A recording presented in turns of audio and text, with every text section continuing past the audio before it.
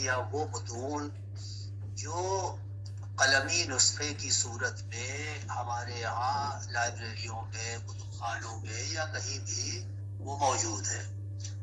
اب وہ ادبی ہو سکتا ہے، کوئی دیوان ہو سکتا ہے، کوئی داستان ہو سکتی ہے، کوئی بھی کتاب ہو سکتی ہے، لیکن وہ ایک طرح سے سمجھیے کہ وہ مطبوعہ صورت میں نہیں، یعنی وہ چھپی نہیں، وہ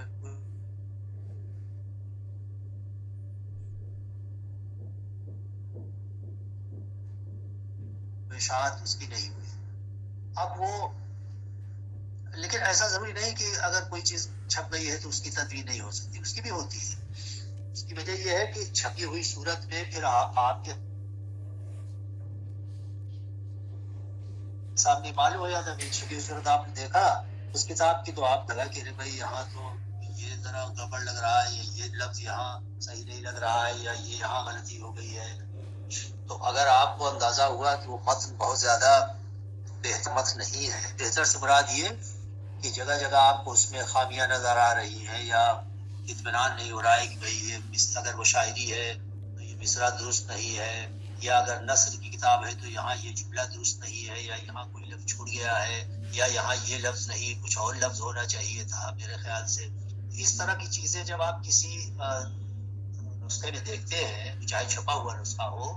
تو ظاہر بات ہے کہ فوراً آپ کے ذہن میں یہ بات آتی ہے کہ اس کا مطلب ہے کہ اس کا متن جو ہے وہ بہت اچھا، بہت درست نہیں ہے، قابل اعتماد نہیں ہے. اور جیسے ہی کسی متن کے بارے میں یہ ہوتا ہے کہ بھئی یہ قابل اعتماد متن نہیں ہے، اس پر پوری طرح بھروسہ نہیں کیا جا سکتا، تو وہیں سے بس یہ اس کی ضرورت سامنے آن کھڑی ہوتی ہے کہ بھئی اس کی تدوین ہونی چاہیے. یعنی اس کا ایسا متن تیار ہونا چاہیے جو گویا اپنے تمام امکانات کے ساتھ جہاں تک ممکن ہے حتی الامکان وہ درست ترین ہو، سب سے بہتر متن ہو. اور درست ترین یا سب سے بہتر متن ہونے کا مطلب جیسا کہ شروع میں آپ سے بات ہوئی تھی کہ جس نے اس متن کو بنایا ہے، یعنی اس کا جو مصنف ہے، اس مصنف کے منشا کے مطابق ہو. یعنی جیسا مصنف نے لکھا ہوگا، ظاہر ہے کہ اس میں کوئی تبدیلی ہو گئی، نقل در نقل اس میں غلطی آ گئی، کوئی لفظ چھوٹ گیا، کوئی عبارت چھوٹ گئی. مصنف نے تو کچھ لکھا تھا لیکن بعد میں کچھ اور ہو گیا. تو جو مصنف نے جو کچھ لکھا تھا، جیسا لکھا تھا، اسی کے مطابق متن اگر ہمارے سامنے تیار ہو جائے تو ہم یہ کہیں گے کہ یہ متن جو ہے وہ سب سے بہتر بات سمجھ رہے ہیں. تو یہ بات جو ہے اب اس کے لیے وہی ہے نا کہ مصنف نے ظاہری پرانے زمانے میں عام طور سے اسی لیے تدوین کا کام جو ہے وہ ان نسخوں پر زیادہ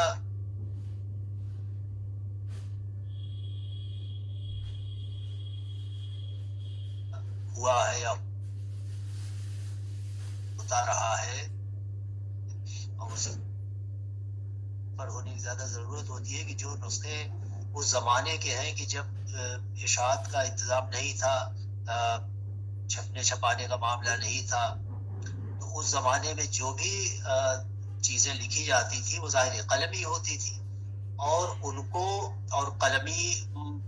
قلم سے آپ نے کاتب سے، اس زمانے میں کاتبوں کا بڑا وہ تھا،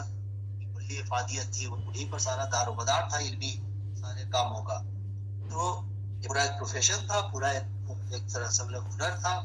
کتابت، فن کتابت. تو اس میں یہ لوگ جو ہے بھائی کسی نے کوئی کتاب لکھی، کوئی شاعری کا دیوان لکھا، کچھ بھی لکھا، اب اس کی کتاب کو لوگوں تک پہنچنے کا ایک ہی ذریعہ تھا، ایک ہی طریقہ تھا. نہ اس زمانے میں فوٹو کاپی آپ لا سکتے تھے، نہ چھپائی کا انتظام تھا، کچھ نہیں، یہاں سے 300 سال 400 سال پہلے مان لیجیے. تو اب اس میں آپ نے کوئی چیز لکھی تو ظاہر ہے کہ اس کو مشتہر ہونا چاہیے، لوگوں تک پہنچنا چاہیے. اب لوگوں تک پہنچانے کا ایک ہی ذریعہ ہوتا تھا کہ اس کی زیادہ سے زیادہ نقلیں بنوائی جائیں، اس کی زیادہ سے زیادہ.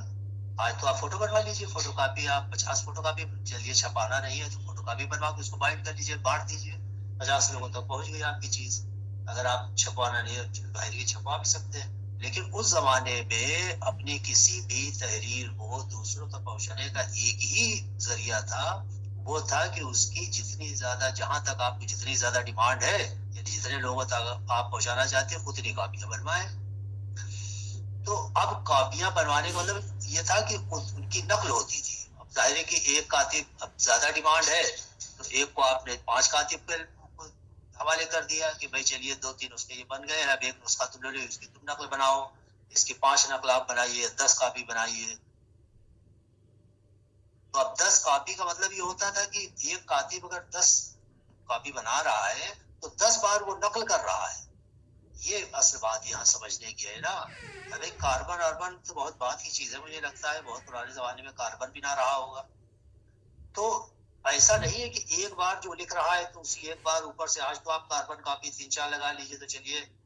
فوٹو کاپی کی دکان پہ آپ نہ جانا چاہیں, گھر ہی پہ کاپی بنانا چاہیں تو کاربن کاپی لگا دیجیے, تو اوپر سے جو کچھ آپ لکھ رہے ہیں بالکل وہی ایز اٹ از, اس کی 3 کاپی 4 کاپی بنتی جا رہی ہے کاربن سے.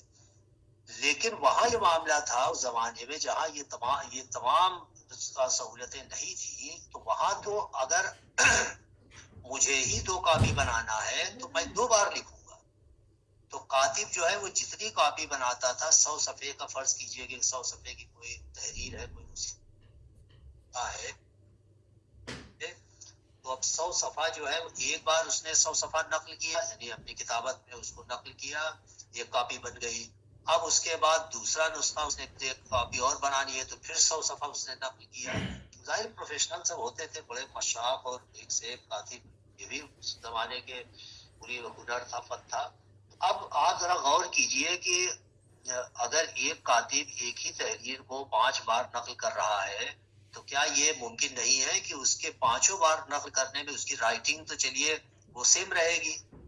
لیکن اس میں غلطی کا امکان تو بالکل ہوگا کہ بھائی نقل کرتے ہوئے کوئی پوری کی پوری سطر چھوٹ گئی, کوئی لفظ چھوٹ گیا, یا کبھی بات کر رہا ہے کوئی آگے بیٹھ گیا بات کرنے لگا, کوئی لفظ کچھ لکھنا تھا کچھ اور لفظ لکھ گیا. اب اس کے بعد حالانکہ لوگ اس کو پڑھتے پڑھتے بھی دیکھ ایک بار جب نقل ہو گئی اس کو پڑھ کے ذرا دیکھ لیجیے, اب پڑھنے میں بھی رہ گیا. تو بہت سی چیزیں اس طرح ہوتی تھی. کہنے کا مطلب یہ ہے کہ اس سے کیا ہوتا تھا کہ پرانے زمانے میں ایک ہی متن کے جو مختلف نقل بنتے تھے, مختلف نسخے تیار ہوتے تھے, قلمی نسخے, ان میں اختلاف ہو جاتا تھا متن کا.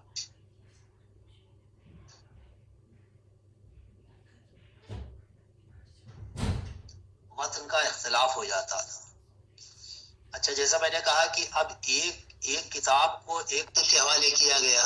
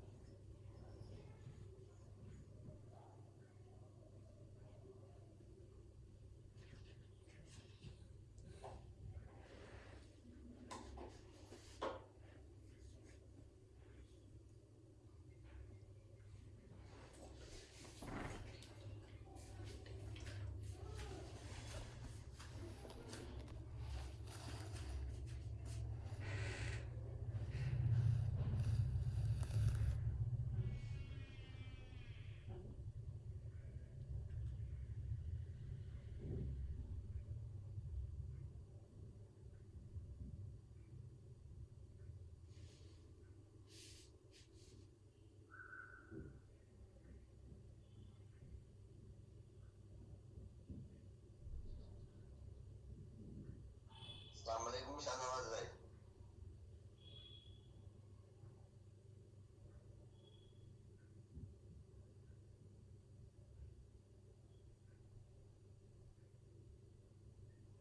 کہ اس زمانے میں یعنی آج سے یعنی ہمارا جو قدیم زمانہ رہا ہے, اس زمانے میں ہمارے ملک میں اور اسی طرح دوسرے یعنی عرب اور ایران جہاں کہیں بھی, اسی لیے تدوین کا کام جو ہے کہ صرف اردو میں تھوڑی ہو رہا ہے,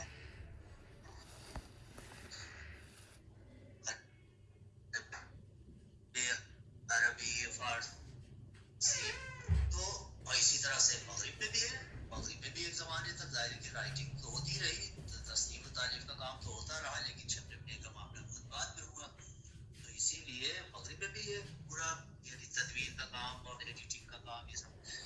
میں یہ کہہ رہا ہوں کہ اس میں ہوتا یہ تھا کہ اس زمانے میں اتنے بڑے بڑے علماء ہیں، حکماء ہیں، اور مختلف میدان کے شعراء ہیں، اور فلسفہ کے میدان کے لوگ ہیں، مذہبیات کے میدان کے لوگ ہیں، مفسرین ہیں، محدثین ہیں، تصوف کا میدان ہے پورا اس میں. تو ذرا غور کیجیے کہ اور ان لوگوں کی ایسی شہرت زمانے میں ہوتی تھی، بڑے بڑے اہل علم، کہ ان کی تحریروں کے بارے میں جب بھی لوگوں کو پتہ لگتا ہوگا بھائی اتنے بڑے مصنف ان کے دوست احباب ان کی کوئی کتاب لکھ رہے ہیں اور معلومہ کتاب لکھ گئی، اب پتہ چلا کہ صاحب ان کی کوئی نئی کتاب ہو گئی، لکھا انہوں نے قلمی نسخہ ہے ظاہر ہے کہ ہاتھ سے لکھا ہے.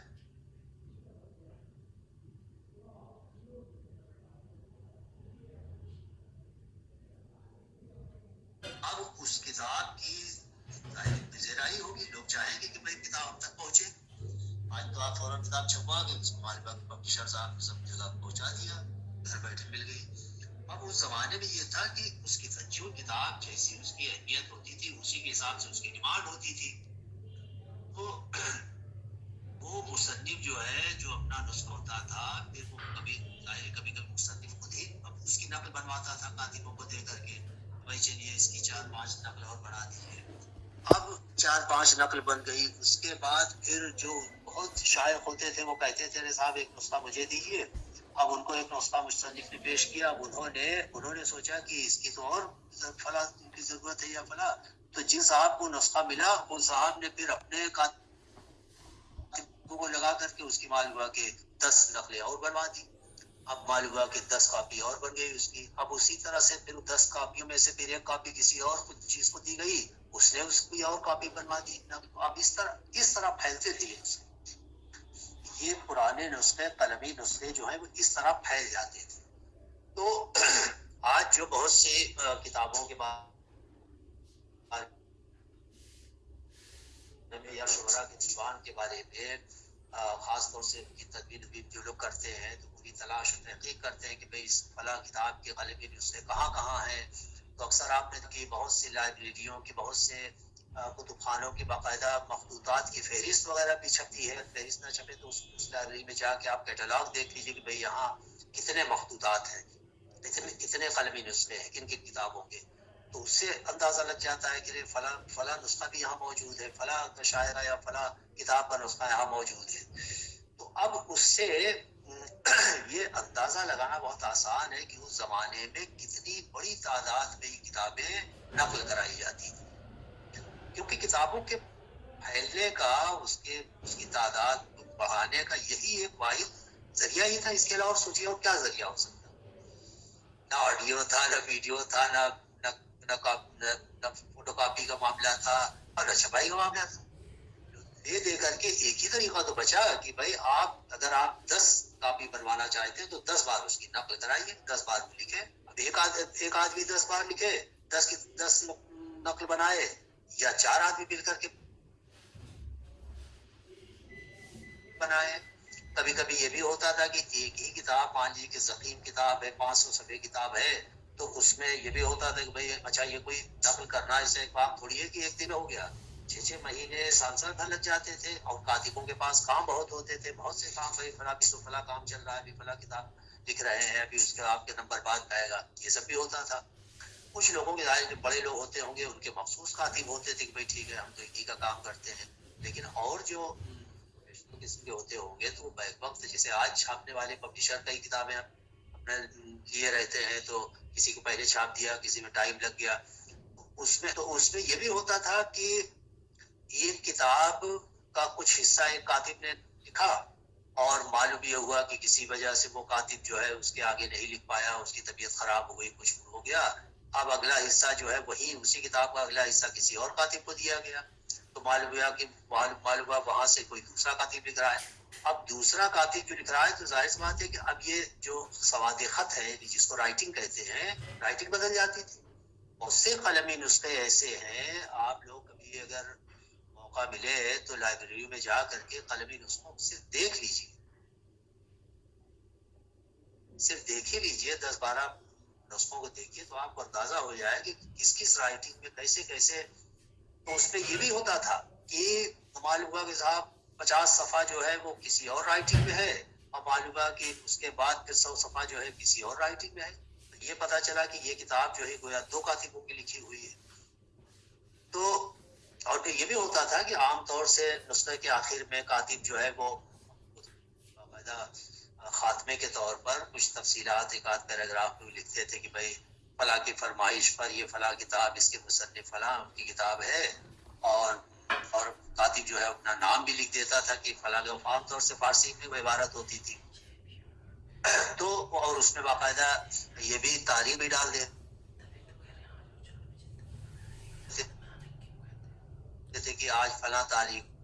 کو اس کی کتابت یا کتاب مکمل ہوئی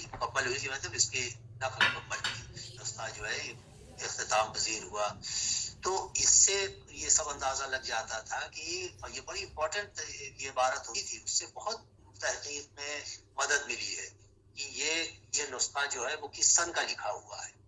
کس سن کا لکھا ہوا ہے, کیونکہ جس سن میں وہ نسخہ لکھا گیا اب اس کے اندر کوئی ایسی بات مان لیجیے آ گئی ہے کہ وہاں وہ بات جو ہے اس کے جب وہ نسخہ لکھا گیا اور جس واقعے کا اسے ذکر ہے وہ واقعہ اس سن کے بعد ہوا ہے, تو آدمی سمجھ جائے گا کہ بھئی یا تو یہ عبارت جو خاتمے والی عبارت ہے وہاں سے غلط لکھا ہوا ہے, یا کتاب کے اندر جو ہے وہ غلط لکھا ہوا ہے. اب اس کی تحقیق مدون جو ہے موقع کرتا ہے کہ کیا معاملہ ہے اس میں, اس لیے کہ جب یہ نسخہ لکھا گیا تب تک تو یہ واقعہ ہوا ہی نہیں تھا. یہ کیسے؟ تو اس کا مطلب ہے کہ کتابت میں غلطی ہو گئی, سن غلطی کیا ہوگا. کہنے کا مطلب اس طرح کی چیزیں جو ہیں وہ اس پر کی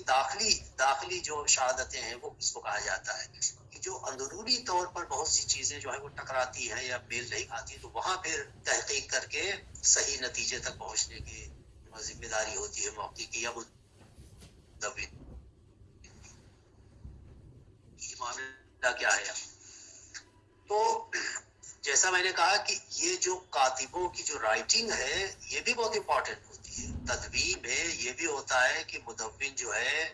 وہ اس کی مشق بھی پہنچائے کہ مختلف طرح کی رائٹنگ کو پڑھنے کی اس کی مشق ہو, اس کو پہچان سکے. بہت سے کاتبوں کی رائٹنگ اس طرح کی ہوتی ہے کہ اس کو اچھا. اور یہ بھی ہے کہ اسی زمانے کا کاتب جو ہے وہ مان لیجیے کہ کئی لکھے ہوئے ہیں وہ, تو اگر قلم نسخوں کا کچھ لوگ جو ہیں اس میدان کے ان کی بڑی مہارت مشق ہوتی ہے, بہت سے قلم نسخے وہ خود دیکھے رہتے ہیں, تو ان کو مطلب یہ پہچان ہو جاتی ہے کہ یہ کاتب جو ہے یہ اس کی رائٹنگ اس طرح کی ہے. تو معلوم ہوا کہ اسی کا کاتب کی لکھی ہوئی کوئی دوسری کتاب ہے تو فوراً پہچان جاتا ہے کہ فلاں کاتب کی لکھی ہوئی ہے, کیونکہ کاتب اپنا نام بھی آخر میں دے دیتا تھا. دوسری بات یہ ہے کہ ایک تو یہ بات ہوئی. دوسری بات اس میں یہ بڑی امپورٹنٹ ہوتی ہے کہ کاتبوں کا معاملہ, یعنی ان کی کاتبوں کی جو وہ ہے یعنی کتابت کا جو ان کا کام ہے اس میں بھی کئی درجے, جیسے ہر چیز میں ہوتا ہے کہ کچھ لوگ جو ہے بڑی احتیاط سے کتابت کرتے ہیں اور کچھ لوگ جو ہے وہ بڑی بے احتیاطی سے کرتے ہیں.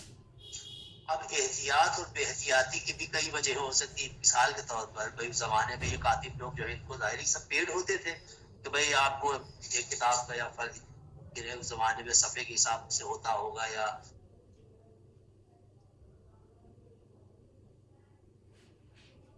الفاظ کے میرا خیال ہے صفحے کے حساب سے کہ بھائی آپ کو اس کا اتنی اجرت ملے گی. تو اب کاتب جو ہے جب اس کو اتنا کام ہے تو کچھ کاتب ایسے ہوں گے کہ اپنا سوچا کہ جلدی لکھ ڈالو. اب جلدی لکھنے کے چکر میں معلوم ہوا کہ غلطیاں زیادہ کرتے ہیں, لیکن ان کو اس کی پرواہ نہیں کہہ رہے. ٹھیک دیکھتا ہے کتاب ہو گئی مکمل, لگا ان کو پیسہ مل گیا, دوسری کتاب شروع کر دیتے ہیں.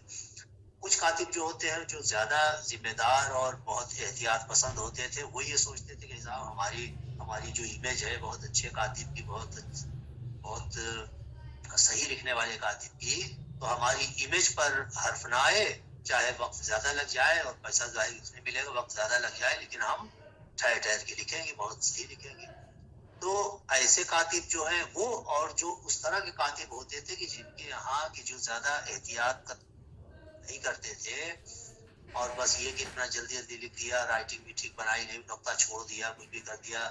اور اگر غلط ہو گئی. اور آپ کو معلوم ہے پرانے زمانے میں غلطی ہو جاتی تھی تو کبھی کبھی یہ بھی کرتے تھے کہ اس کی صحت کا طریقہ یہ ہوتا تھا کہ جہاں پہ جو لفظ غلط ہو گیا اور اس کی جگہ مان لیجیے کہ اب آپ کو جس نے لکھوایا ہے اس بھائی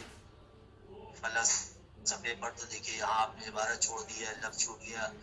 اب اس کو یہ کرتے تھے کہ اتنی جگہ کو کاغذ کو کاٹتے تھے بڑی احتیاط سے،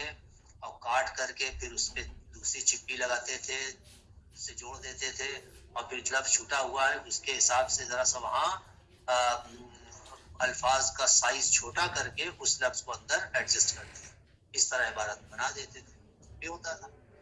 خاص طور سے یہ تو اس زمانے میں بعد میں یہ ہوا ہے کہ جب اس طرح کی چھپائی ہوتی تھی تو خیر آف سیٹ چھپائی ہونے لگی، جب پتھر سے چھپائی ہوتی تھی تو اس میں یہ سب بہت ہوتا تھا. تو لیکن پرانے زمانے میں جب یہ کرتے تھے تو یہ عام طور سے یہ کام نہیں کرتے تھے. یہ تو تب ہونے لگا ہے جب اس کو کہ بھائی اب اس کو چھپنے جانا ہے، اس کا وہ بننا ہے، بلاگ بننا ہے، تو یہاں پہ یہ لفظ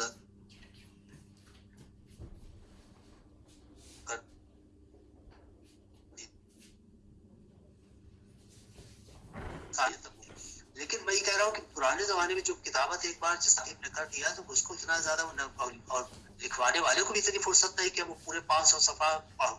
پڑھوائے یا خود پڑھے اور ملائے کہ صاحب آپ نے کہاں کہاں غلطی کی. اب ٹھیک ہے کافی تیار ہو گئی، یہی بہت ہے،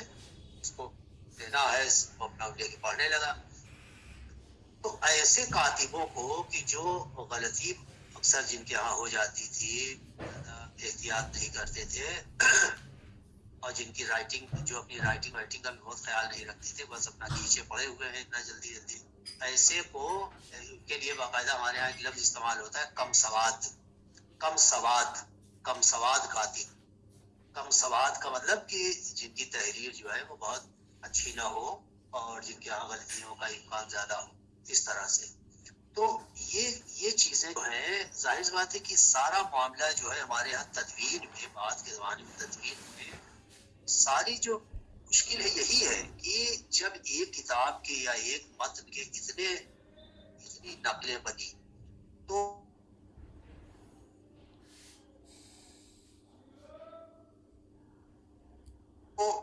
ظاہر بات ہے کہ لامحالہ جب اتنی نقلیں ہوگی، اور ظاہر ہے کہ انسان ہی نقل کر رہا ہے، لکھنے والا وہ غلطی بھی کر سکتا ہے، وہ غلطی کا تو یہی ہے، وہ انسان کے ساتھ خطا و سہو تو لگا ہوا ہے. اب اتنے متون کو سامنے میں جتنے زیادہ متن مل سکے اس کے نسخے، یہی اس کی سب سے پہلی ذمہ داری یہ ہوتی ہے کہ جس متن کی وہ تدوین کرنے جا رہا ہے، جس کتاب کی، اس کے قلمی نسخے، زیادہ سے زیادہ قلمی نسخے جتنے زیادہ مطلب حاصل ہو سکے وہ ان کو حاصل کرنے کی کوشش کرتا ہے.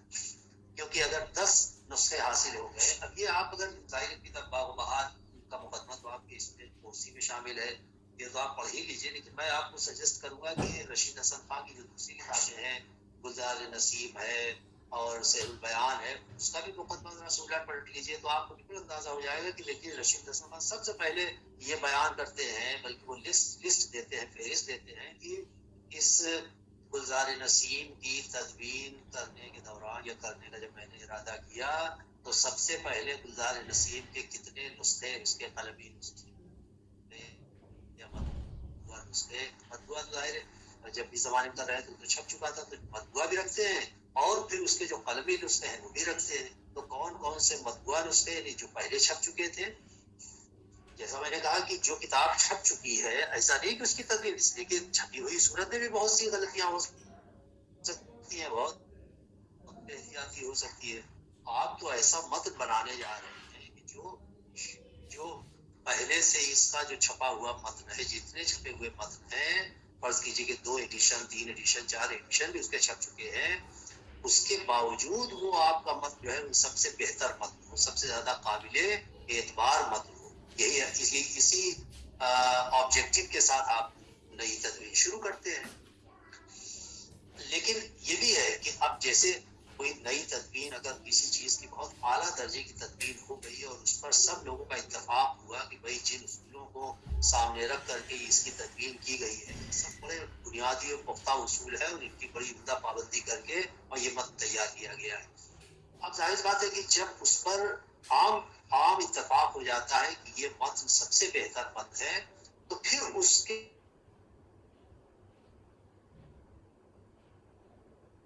بعد اس متن کی کوئی نئی تدوین کرنے کی ہمت بہت مشکل سے کوئی کسی کو پڑتی ہے. بتائیں کہ جیسے مثال کے طور پر باغ و بہار جس طرح سے رشید حسن خان نے ایڈٹ کر دیا ہے نئی تدوین کو سامنے رکھے، یا سہل بیان یا گلزار نسیم یا فسانہ عجائب. اب اگر کوئی سوچے کہ صاحب یہ خان صاحب والا متن جو باغ و بہار کا ہے، اسی باغ و بہار کو ہم پھر نئی تدوین اس کی کرتے تو وہ کیا کرے گا؟ الا یہ کہ رشید حسن خان نے جتنے قلمی نسخوں کو اپنے سامنے رکھا اور مطبوع نسخوں کو سامنے رکھا، ان کے علاوہ کچھ اور ایسے قلمی نسخے اس آدمی کو مل جائیں، اور جن کو جب وہ ملائے تو اس کو لگے کہ ارے یہاں تو فلاں یہ جو نیا قلمی نسخہ کہیں ملا ہے مجھے، اس میں فلاں مصرع جو ہے اس کی یہ شکل جو ہے وہ یہ جو ابھی خاصا والے اس میں ہے اس سے زیادہ بہتر لگ رہی ہے، اس کی صورت اس سے زیادہ ٹھیک لگ رہی ہے. اگر ایسے ہی دو چار یعنی مطلب خاصی تعداد میں اگر اختلاف نظر آ جائے اور اس کو یہ لگے کہ اب یہ جو نئی ہماری دریافت ہے 2-3 قلمی نسخے ملے ہیں، کیونکہ مطبوع جتنے ہیں وہ تو پچھلا مدوی جو ہے اس کو استعمال کر چکا، اس کو تو سامنے رکھ چکا.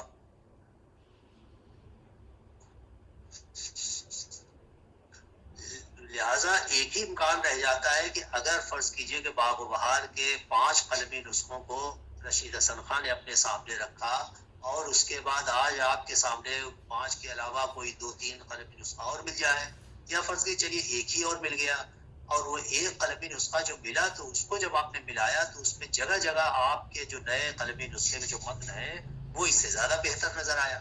لیکن جو زیادہ بہتر نظر آیا تو وہ آپ کو اس کو ثابت کرنا پڑے کہ زیادہ بہتر کیسے ہے. تب جا کر کے آپ یہ سوچ سکتے ہیں کہ ہاں صاحب اب اس سے یہ باغ و بہار کی جو تدوین ہے وہ رشید حسن خان والا جو متن ہے اگرچہ اب تک کا سب سے بہتر متن ہے وہ، لیکن اب ہم کو چونکہ نئی دریافت ہو گئی ہے 1-2 قلمی نسخوں کی، اور اس کی بنا پر ہم جو ہے اب اس کی نئی تدوین یعنی اس کے بعد پھر اور نئی تدوین کرتے ہیں. کہ یہ راستہ تو خیر کھلا ہوا ہے، لیکن جیسا میں نے کہا کہ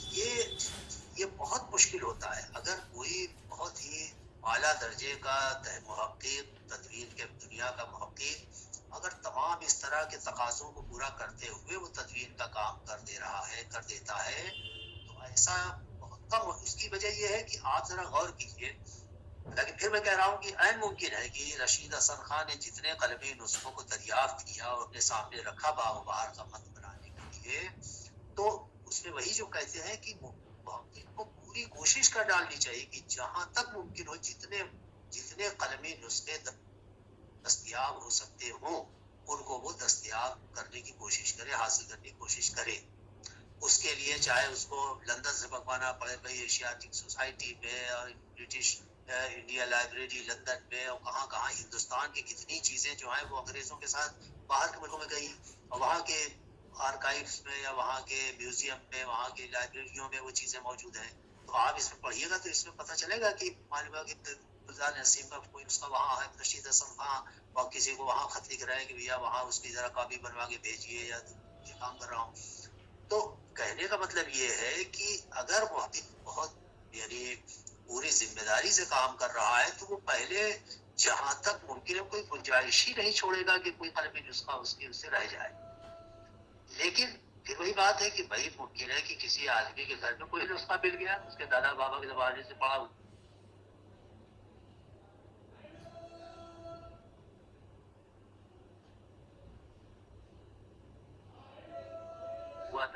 کوئی چیز جو ہے وہ آپ اس پر یہ نہیں کہہ سکتے کہ بھائی یہ حرف آخر ہو، لیکن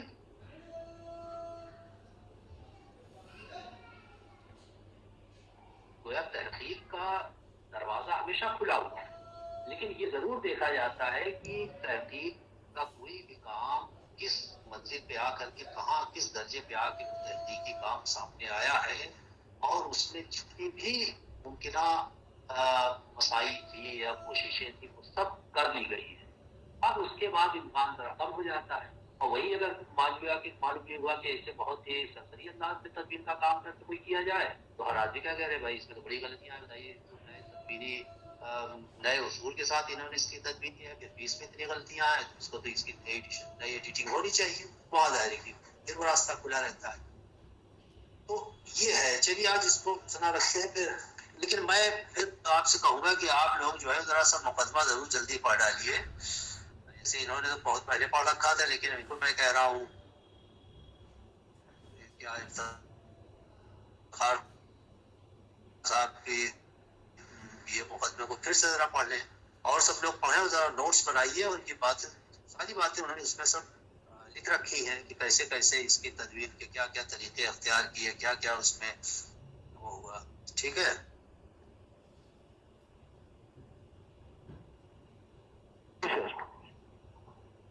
جی سر انشاءاللہ، جی سر اس کو جلدی پڑھ کر کے ہم جو ہے ریفلیکشن آپ کو بھیجتے ہیں سر۔ ہاں بس پڑھ کے ذرا سا مجھے، چونکہ آن لائن کلاس میں بھائی چونکہ کانٹیکٹ کلاس ہے ہی، آمنے سامنے ہم لوگ ہوتے نہیں تو کچھ پتہ نہیں چلتا، کہ لہٰذا آپ جو کچھ بتائیں گے اگر وہ گروپ پہ لکھ دیں گے یا بتائیں گے تبھی مجھے پتہ چلے گا، ورنہ سامنے بیٹھے ہوں تو آدمی بھائی آمنے سامنے ہے، بہت سی باتیں آپ ہم سے پوچھ سکتے ہیں، ہم آپ سے پوچھ سکتے ہیں، اب یہاں تو سارا معاملہ ورچوئل ہے، کیا بتائیں۔ ٹھیک ہے، خدا حافظ۔ خدا حافظ۔ خدا حافظ۔ خدا حافظ۔